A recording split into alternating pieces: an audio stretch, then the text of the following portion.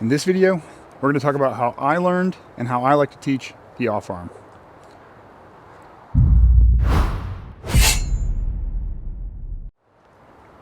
All right, rewinding to a couple years ago when I first started coaching, I didn't consider the off arm to be a huge source of power, and I still don't really consider it to be a huge source of power. Usually I would say don't focus on your off arm until you have a lot of the other building blocks in place, and I still agree with that. I think it's not the absolute most important thing to focus on, but I know a lot of people have trouble with it, and for some reason the off arm is super interesting to people. They like to mess with their off arm a lot. So here's how I like to teach it. So what does the off arm do in the throw? A lot of people say like you push it, you pin it to your side during your rotation to make you rotate faster. I personally don't think that that is a huge factor. I don't think we really need to rotate faster. Most of us can rotate faster than we can keep up with anyways. But I think it is important, and there's a few different reasons. One, it helps you coil, right? By using your elbow or your entire arm, you can really pull your torso to max coil. Two, it can store energy. So as you uncoil, you can swing it in, right? Either to your side or in front of you or just kind of out here. And it kind of aids a little burst of rotation. And third, the most important I think is it is a balance mechanism. So kind of like a cattail, or when you're on a tightrope, you're using your arms a lot to balance. I think that your off arm is kind of the thing that increases your consistency, I would say. So if you get your timing very slightly wrong, your off arm can make up for it. If you're a little tiny bit off balance, if you step the wrong way, your off arm can kind of bridge the gap and make you throw more consistently and harder, okay? The other thing is I personally worked on improving my off arm recently in the last 6 months and saw huge gains in my bracing ability. And we'll talk a little bit more about that, but I think it can definitely help you, arrange where the momentum is so that you can keep balance on your brace longer, okay? So those are kind of the big things. That's what I think about the off arm. I do think it can add quite a bit of speed, specifically if you're off balance in your brace, and I'm gonna teach you how you can learn to use it effectively. Towel. I like to teach things as naturally as possible. Generally, I don't like you forcing your body to do anything it doesn't already want to do or know how to do. Sometimes it's required, but generally, if you put yourself in the right orientation, your body learns quickly. It's better at organizing itself and generating power than you are, okay? One thing to always remember. So the way that I like to learn the off arm is actually with one leg drills, okay? I don't overuse one leg drills. I don't think they're the end all be all to learning to throw far, but they really, really help us do what we need to do to learn the off arm, and I'll explain why, okay? So by removing my rear leg and kind of my nice stable base, like when my feet are really wide, I don't really need an off arm to stay balanced because it's very hard for me to get out of balance, okay? The narrower I go, the more and more balance I need until we get down to one leg. This is where I require the most balance, and I'm removing the most things that can help me balance, okay? So that basically increases the need of the things that I can use to both generate power and balance, okay? So by narrowing what I'm allowed to do, I increase my off arms requirements, okay? And this really helps your brain figure out exactly how to use this guy, okay? So very simply, we're gonna take a towel. You can do this indoors, outdoors, obviously. So it's really nice to do around the house. You could put it into your warm-up. Super useful. And that's all we're gonna do is we're gonna learn how to snap the towel while staying in perfect balance on our single leg, okay? We reduce things down to a single point of balance, which means if we go backwards or forwards, we don't really have the ability to regain balance, all right? This is gonna kind of jumpstart our body to figuring out how to balance better. Okay, be careful when you do this. If you're, 65 years old and you've never done any one leg stuff in the last 20 years, like you probably don't want to be doing one leg anything. But generally, if you're a healthy guy, like it's the same requirements as jumping, right? If you could skip, you could probably do this. It's not incredibly dangerous or anything, okay? So one leg, that's all we're gonna do is we're gonna coil just like we're throwing a disc, okay? And we're gonna swing. So for you guys, for example to you guys, I'll show you what it looks like when my arm is to my side, okay? So basically not allowed to use my off arm at all. I'm gonna try to coil and throw or whip the towel. So I can immediately feel I'm having a hard time when I coil back, staying in balance over my single foot, okay? And when I throw, okay, I feel that my rear leg needs to do a lot, right, to keep me from falling. And usually I'll end backwards. The harder I go, the more I'm gonna kind of end out of balance, okay?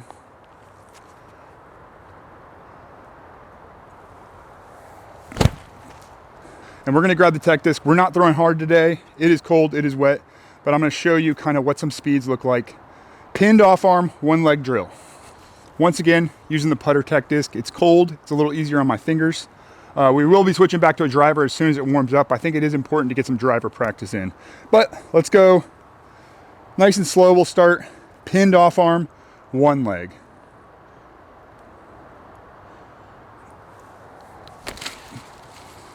I'm just worried about getting a baseline for what it feels like with my off arm to my side, okay?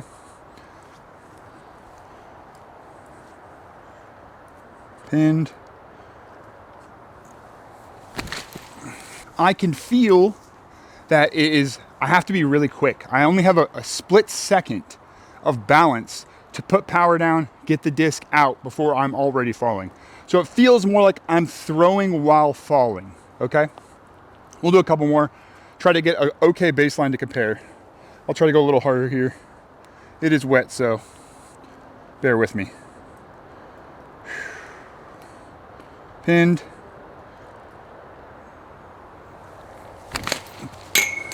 '61, 1100. I could probably go a little bit faster, I would guess.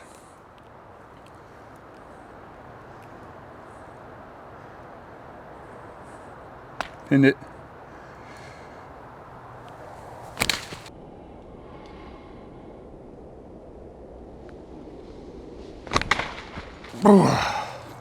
That's a pretty good one, 63 point something. I think 1100 RPM, not bad. Okay, now we're gonna switch to allowing my off arm to help.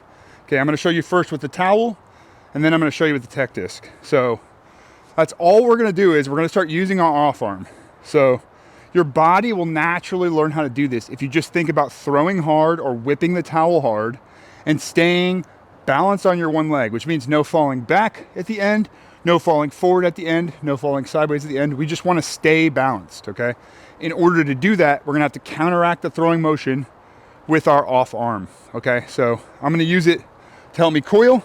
I'm gonna bring it in to help start the rotation, and then I'm gonna use it to counteract the throwing motion so that I can center my weight on my brace better, okay? It looks like this.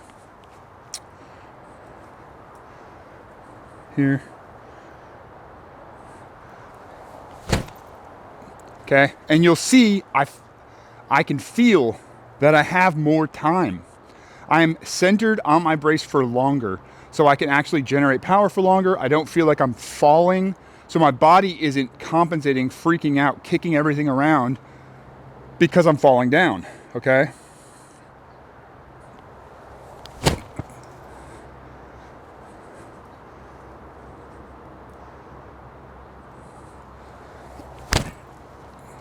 Boom. We could do a couple more of those. Try to keep it smooth and simple.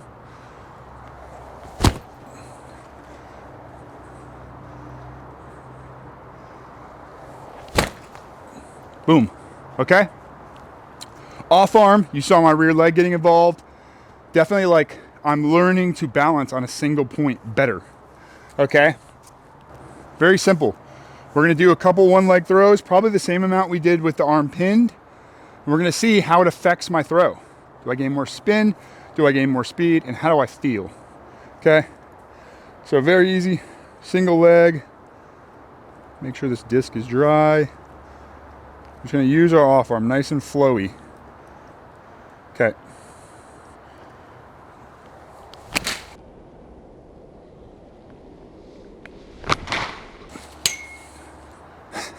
Very quickly, you can see the difference. Okay, by allowing myself to stay balanced on my brace longer, I'm able to complete my throw while not falling, basically. We'll do a couple more. Try to go a little higher on the pull through. I like to make this more like a regular throw.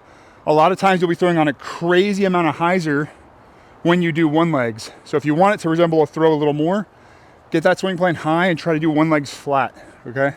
So we'll try it.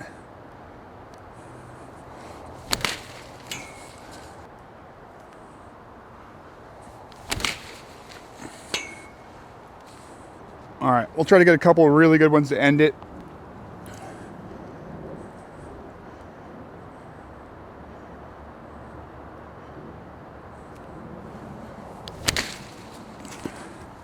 That one was pretty out of balance, I'm not gonna lie.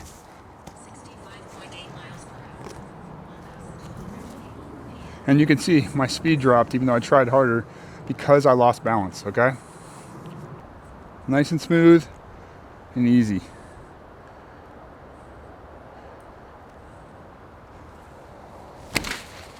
That was a good one. Balance-wise. We're not interested in getting the highest speeds possible, okay? I don't want you to be interested in getting the highest speeds possible. What I want you to understand is your off arm is a balance mechanism, okay? That's the main purpose of it, in my opinion. And if you're not using it to help you balance, you're leaving power on the table, okay? You're leaving consistency on the table, and you're leaving the ability to get your timing and sequence right because you're not flailing around, okay?